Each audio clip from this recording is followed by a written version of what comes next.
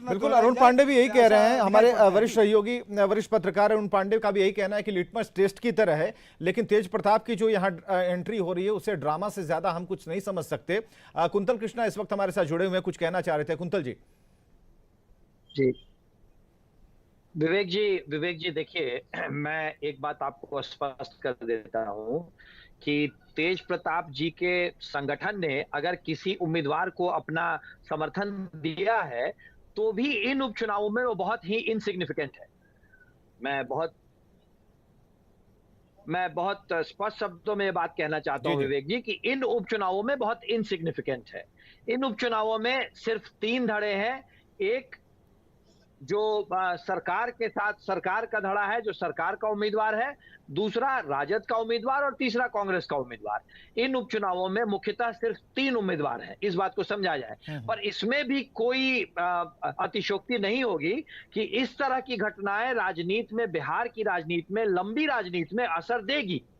और जहां तक सत्ता पक्ष के लोगों की बात है, खास करके जदयू के मेरे साथियों की बात है, तो मैं उनको ये बात कह देना चाहता हूं कि कांग्रेस के लिए ये लड़ाई जो है, ये भारत के संविधान को बचाने की लड़ाई है, भारत की आत्मा को बचाने की लड़ाई है। आप लोग जिन चरमपंथी ताकतों के साथ आज खड़े हैं, उन लोगों के कारण देश टूट की कगार पे है, देश फिर से एक नई आर्थिक गुलामी झेलने की कगार पे है। इसीलिए कांग्रेस तो हर मुकम्मल कोशिश करेगी इस लड़ाई की में। And everything is fair in love and war. लड़ाई में, जंग में हर चीज जायज होती है, इस बात को भी हम नहीं भूलेंगे।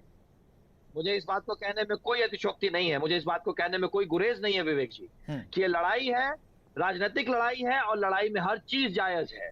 अरुण पांडे, हमारे साथ बने हुए। अरुण पांडे जी, हमें जरा ये बताइए, यहाँ पर ड्रामे वाली एंट्री की तो बात होती है, लेकिन तेज प्रताप अपने हक के लिए लड़ रहे हैं। तरीका उनका क्या है, ये आप उसकी संज्ञा कुछ और भी बदल सकते हैं। लोग अपने अपने नजरिए से तेज प्रताप को देखते हैं। उनकी जो बेवाकी है उसे भी एक अलग एंगल देते हैं कि ये समझदार नहीं है। तेजस्वी चुप रहते हैं इसलिए वो समझदार हो जाते हैं, तेज प्रताप बोल देते हैं इसलिए समझदारी की कमी है। लेकिन एक एक कर जितने भी बुजुर्ग नेता हैं आरजेडी के, उनसे भी इनकी दूरी है। अपने भाई से भी यहां दूरी दिख रही है। 20 तारीख को जब लालू प्रसाद आएंगे तो आपको लगता है कि बांसुरी बजेगी और साथ में तेजस्वी भी होंगे? ये लालू जी आएंगे और लालू दोनों जगह, पिता पुत्र के रिश्ते में तो बिल्कुल साथ रहना चाहिए। पर जी, अरुण पांडे जी से सवाल हमने किया है। करूं जी, तो राजनीति में तो दुश्मन का दोस्त नहीं हो सकता है ना। अगर किसी व्यक्ति से आप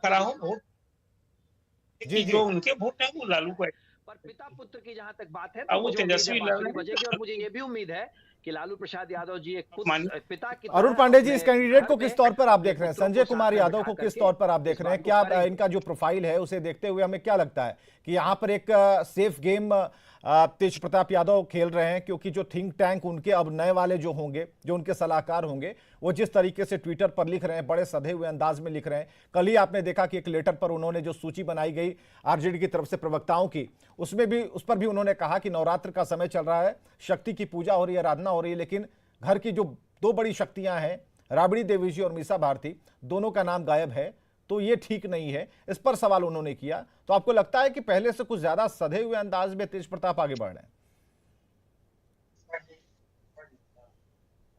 देखिए, घर की लड़ाई, राजनीतिक लड़ाई जब बड़ी होती है तो अरुण पांडे जी से हमने ये सवाल किया है। राजनीतिक लड़ाई के लिए इतिहास कि रिश्तों को व्यक्तिगत ताक पे रखा गया है। लड़ाई है लालू फैमिली की, जो लड़ाई अब जमीन पर देखने का टेलीविजन चैनल पे ही कहा है, नेचुरल है कि इस चुनाव में संजय जाधव उस राजनीतिक लड़ाई के वास्ते। और मैं साथी तेज प्रताप को एक पॉलिटिकल। कुंतल कृष्णा जी, ये सवाल अरुण पांडे जी से है। अरुण पांडे जी इसके बारे में जवाब दे रहे हैं। कुंतल कृष्णा जी अपना दिल बड़ा करें और बड़ी राजनीतिक। बस कुंतल कृष्णा जी, हम 1 मिनट रुकते। कुंतल कृष्णा जी, हम आते हैं आपके पास। जी अरुण जी, बीच में एक विरासत की लड़ाई हो रही थी और कहीं न कहीं तेज प्रताप के अंदर भी दरकिनार कर दें। आपने देखा कि शिवानंद तिवारी ने वो बयान सार्वजनिक रूप से दिया कि अब वो राजद के किनारे लग गए। उसने एक राजद छात्र परिषद बना ली है, उनके रास्ता अलग है, तो खुद किनारे कर लिए। लेकिन राजद के एमएलए, और आप जानते हैं लालू जी के स्टाइल में, उनके घोर विरोधी भी जो उनके दल से विद्रोह करने वाले हैं, उनकी मेमोरी समाप्त नहीं कराते हैं। पप्पू यादव और यह रामकृपाल यादव उसके उदाहरण है। अंतिम दिन तक जब लोकसभा का चुनाव लड़े थे तो ये दोनों आरजेडी के एमपी थे। इसलिए अब उनका बेटा है, बड़ा बेटा है, जो कुछ कर रहा है घर के अंदर, जो ये द्वंद है। अब इंटरेस्टिंग एक इस मामले में तारापुर की लड़ाई, लालू के घर की जो लड़ाई है, उसका एक कहीं ना कहीं एक सीन बनेगा। चलिए, ये घर की लड़ाई का एक सिंबल है, लेकिन